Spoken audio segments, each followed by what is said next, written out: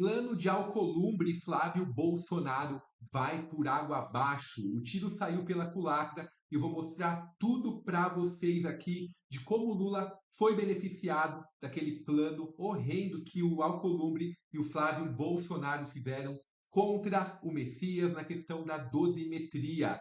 Eu vou mostrar para vocês aqui em detalhes como isso ajudou e está ajudando o presidente Lula. Você que também é contra a extrema-direita, pessoal, já se inscreve no canal, porque esse é um ano de eleição, é um ano decisivo, onde muitas decisões, o futuro do Brasil está em jogo. A extrema-direita que já falou que vai cortar a aposentadoria, vai reduzir a aposentadoria, vai cortar benefícios sociais, mas não apresentou nada para acabar com a mamata deles mesmos. A gente não pode deixar isso acontecer. Nesse vídeo também tem uma grande reviravolta, pessoal, do Messias estar no STF.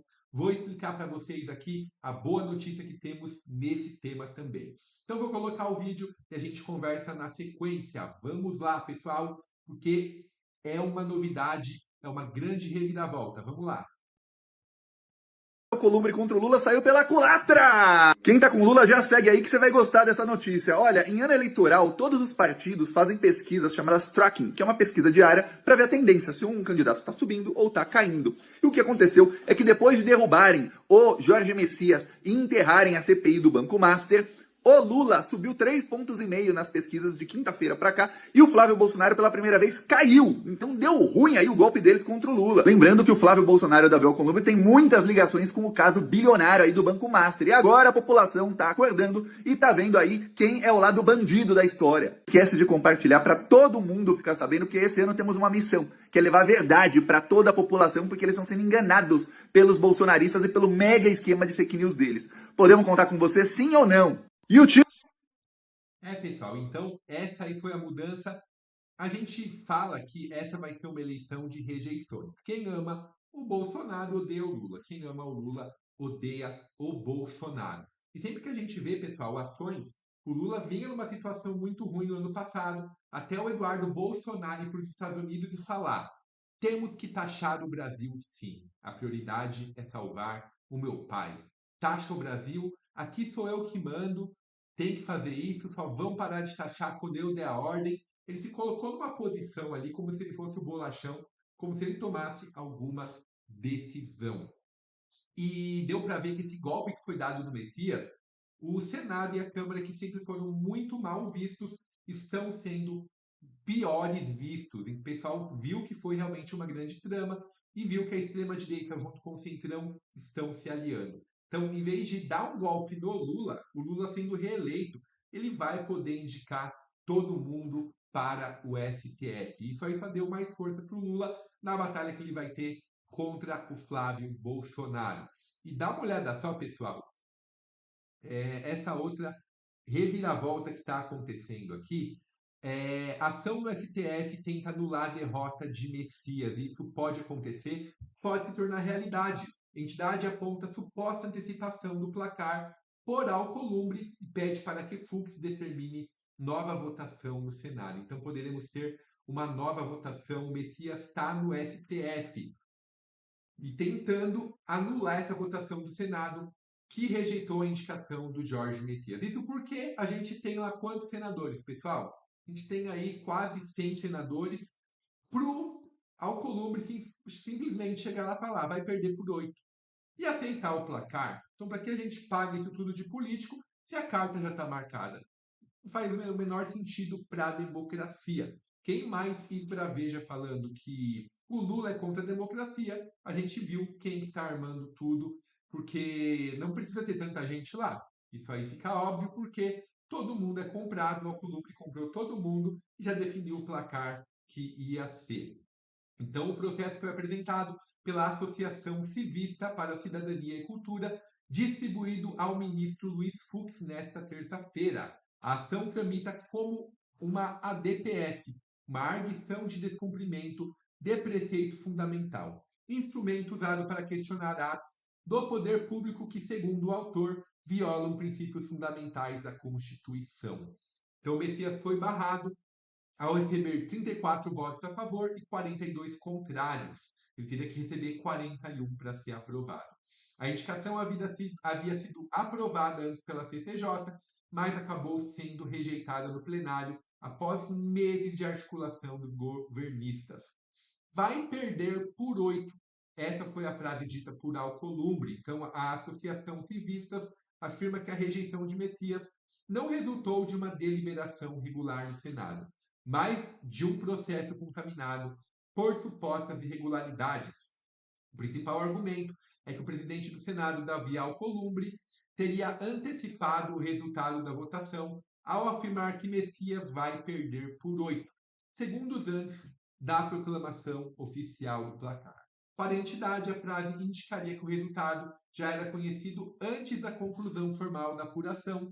A ação sustenta que esse episódio revelaria uma pré-determinação da votação e comprometeria o caráter deliberativo do plenário.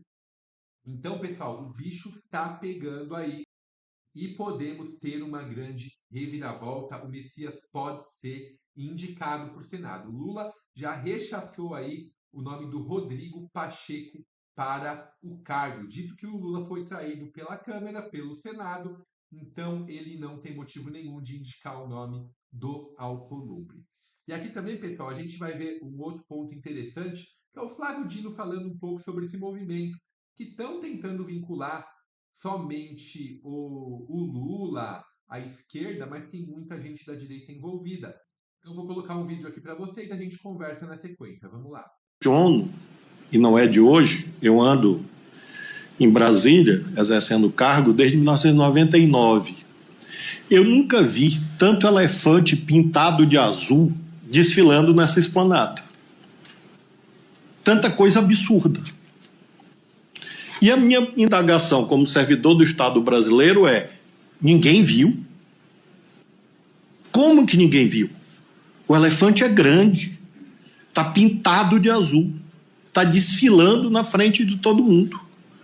Ele está dizendo o seguinte: olha, é tal a quantidade de absurdos que acontecem em Brasília, absurdos que têm a ver com uma série de problemas que o Estado enfrenta,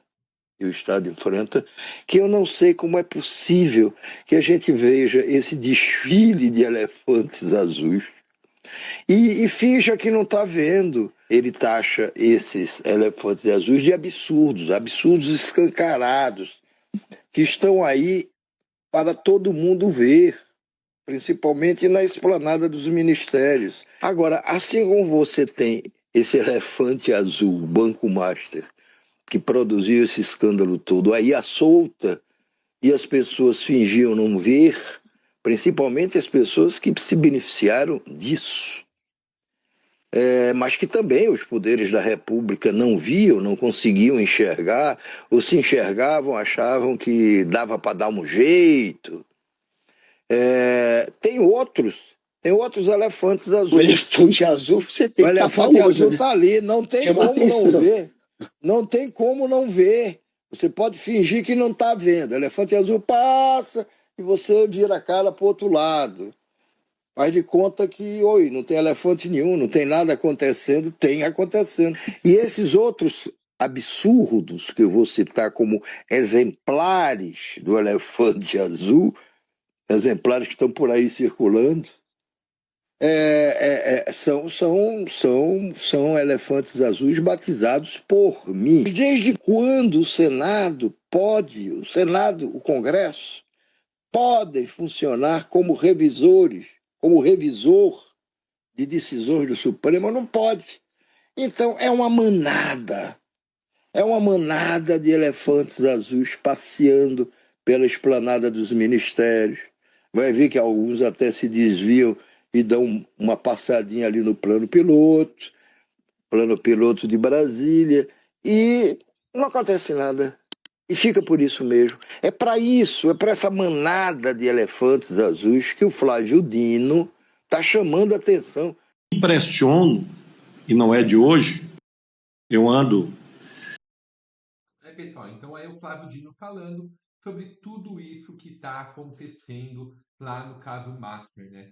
Como se tivesse algum bonzinho, na minha opinião, tá esquerda, tá direita, tá centro, tá ministro, está todo mundo envolvido. O que falta é uma investigação séria, porque o brasileiro aqui quer seriedade. Não adianta varrer, apontar um, apontar outro. Tem que ter investigação, tem que deixar acontecer, tem que apontar nomes. E como o Flávio Dino disse, não é possível, né, um elefante gigante desfilando que ninguém tenha visto. Na verdade, tem muita gente envolvida e não querem mostrar isso para o Brasil. Pessoal, agora, finalizando aqui, os estudantes estão fazendo uma reivindicação contra o Tarcísio. Dá uma olhada só o que ele disse.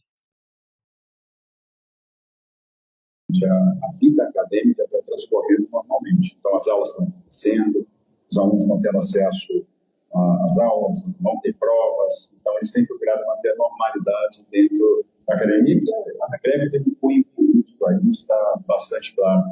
E, na minha opinião, eu lamento, na verdade, a perda de oportunidade, porque a gente está falando de universidades de ponta, universidades que têm o recurso garantido do Estado, tem uma parcela de recursos do ICMS paulista. O ICMS cresce ano após ano, então o repasse de recursos para as universidades também.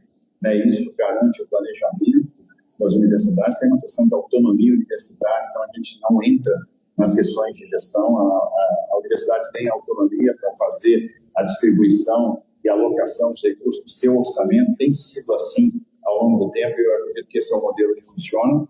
Agora, eu lamento a perda de oportunidades dos estudantes.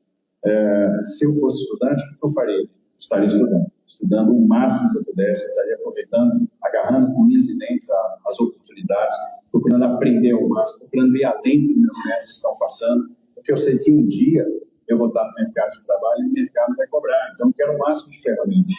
Então, para mim, não entra na minha cabeça greve do estudante. O estudante, na minha opinião, tem que estudar. O estudante, na minha opinião, tem que fazer o melhor. Veja.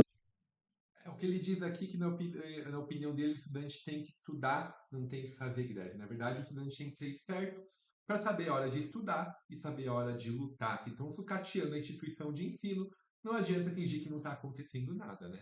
Não sou a favor de ficar fazendo greve por qualquer motivo, mas ela é um direito, e se eles acham, se eles estão vendo que algo está acontecendo errado, tem que se manifestar. Porque a gente sabe muito bem que quando postam uma foto de que o homem chegou na Lua, tem um monte de terraplanista e fala que aquilo é fake news. Se tornou muito fácil não estudar e criticar. Ficou muito fácil manipular as coisas. Então, querendo sucatear a verdadeira escola, que é uma das poucas coisas aí que a gente tem de bom aqui no Brasil, uma USP da vida, uma Unicamp da vida. Então, tem que jogar em todas as esferas. Você perde um pouco de aula ali, recupera depois estudando, estuda o dobro depois, mas não pode fechar os olhos para o que está errado. O Brasil fechou tantos olhos, por isso que a gente está nessa situação vexamosa que a gente vê hoje. Esse é o vídeo de hoje, pessoal. Já se inscreve no canal se você gosta desse tipo de assunto e eu te espero aqui para mais um boletim.